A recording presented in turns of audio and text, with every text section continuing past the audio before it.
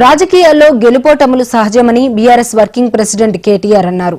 జూబ్లీహిల్స్ ఉప ఎన్నికలో బీఆర్ఎస్ ఓటమిపై స్పందించిన కేటీఆర్ కార్యకర్తలు సన్నద్దమై మరింత బలంగా పనిచేద్దామని పార్టీ శ్రేణులకు పిలుపునిచ్చారు. కేసీఆర్ మళ్లీ ముఖ్యమంత్రి అయ్యే వరకు శ్రమిద్దామని కార్యకర్తలకు సూచించారు. జూబ్లీహిల్స్ ఉప ఎన్నిక పార్టీకి కొత్త ఉత్సాహాన్ని బలాన్ని ఇచ్చిందన్నారు. రాష్ట్రంలో రాజకీయ ప్రత్యామ్నాయం బీఆర్ఎస్ మాత్రమే అని ప్రజలు స్పష్టమైన తీర్పు ఇచ్చారన్నారు. ఇకపై ప్రజా సమస్యలపై తమ పోరాటం కొనసాగుతుందని స్పష్టం చేశారు కేటీఆర్. స్పష్టంగా ప్రజలకు తీర్పు ఇచ్చారు. ఈ రాష్ట్రంలో ప్రత్యామ్నాయం కేవలం బీఆర్ఎస్ మాత్రమే, ఇంకా అందులో అనుమానమే లేకుండా ఖచ్చితంగా ఈ ప్రభుత్వం ఏదైతే పనిచేస్తుందో వారికి ప్రత్యామ్నాయంగా పోరాడుతున్న ఒకే ఒక్క పార్టీ బీఆర్ఎస్ అనే మాట స్పష్టంగా ప్రజలు చెప్పారు.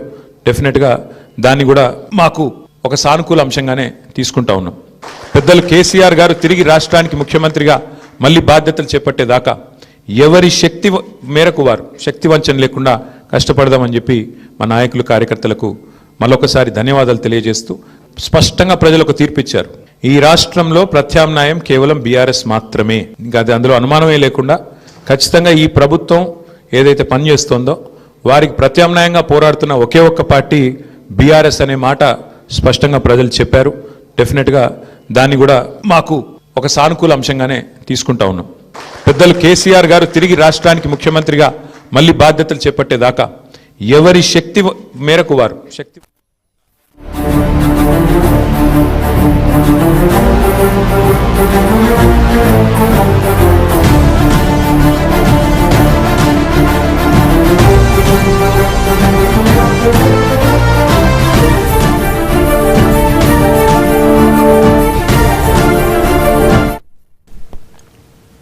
ఉప ఎన్నికలో భారీ మెజారిటీతో తనను గెలిపించిన జూబ్లీహిల్స్ నియోజకవర్గ ప్రజలకు ఎమ్మెల్యే నవీన్ యాదవ్ ధన్యవాదాలు తెలిపారు. 24,729 ఓట్ల మెజారిటీతో ఉప ఎన్నికలో విజయం సాధించిన నవీన్ యాదవ్ కు రిటర్నింగ్ అధికారి ధృవీకరణ పత్రం అందజేశారు. ప్రజలు తనపై నమ్మకంతో ఓట్లు వేశారని, ఇక అందరం కలిసి మన ప్రాంత అభివృద్ది కోసం పనిచేద్దామన్నారు ఎమ్మెల్యే నవీన్ యాదవ్. బీఆర్ఎస్ నేతలు తనపై తప్పుడు ఆరోపణలు చేశారన్నారు. తనపై దుష్ప్రచారం చేసి గెలవాలని బీఆర్ఎస్ చూసిందని, కానీ ప్రజలు అన్ని దుష్ప్రచారాలను ఓటుతో తిప్పికొట్టారన్నారు జూబ్లీహిల్స్ ఎమ్మెల్యే నవీన్ యాదవ్. ఏదైతే ప్రజలు నా మీద నమ్మకం పెట్టుకొని ఇక్కడ అభివృద్ధి చెందుతుందని, భవిష్యత్తు బాగుంటుందని నమ్మకంతో ఇచ్చినారో దాదాపు 200 కోట్లతో అభివృద్ధి కార్యక్రమాలు చేపట్టినాం గతంలో. ఇప్పుడు ఇంత మంచి ఆశీర్వదించిన పెద్దలు ముఖ్యమంత్రి గారి దృష్టికి మా ప్రాంత సమస్యలన్నీ కూడా తీసుకెళ్లి అన్ని కూడా శాశ్వత పరిష్కారం చేయడానికి నిరంతరం కృషి చేస్తా. ప్రజల్లో అంటే గతంలో బీఆర్ఎస్ వాళ్ళు గెలిచినప్పుడు కొన్ని కక్షపూత రాజకీయాలు చేస్తుండే, నవీన్ యాదవ్ దగ్గర అటువంటివి ఉండవు. ఈ రోజు వరకే మీరు మేము ఇప్పటి నుండి మనం అంతా ఒకటే కలిసి మన ప్రాంత అభివృద్ధి కొరకు కష్టపడదాం, కలిసి పని చేసుకుందాం అని చెప్పి సందర్భంగా తెలియజేస్తూ అనేక దుష్ప్రచారాలు బీఆర్ఎస్ పార్టీ వాళ్ళు మా మీద నన్ను, నా కుటుంబ సభ్యుల్ని అనేక తప్పుడు ఆరోపణలు చేయడం జరిగింది. వాటికి ఈరోజు ఈ సమాధానం మా ప్రజలు వాళ్ళకి ఇచ్చినారు. ప్రజలందరూ కూడా మరోసారి ధన్యవాదాలు తెలియజేస్తూ అందరికీ కష్టంలో తమ్ముడుగా కొడుకుగా ఉంటానని చెప్పి తెలియజేస్తూ development is our agenda and apart from development health and education is important criteria for me.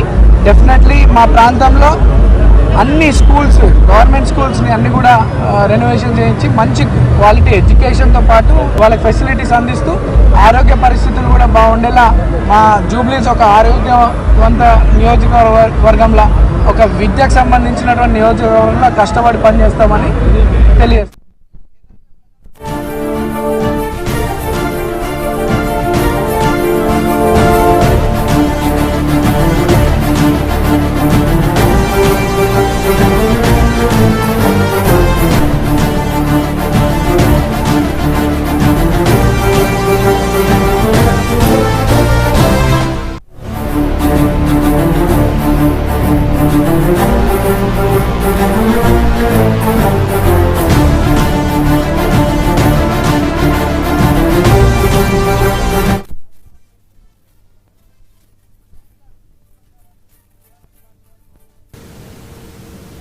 Visakhapatnam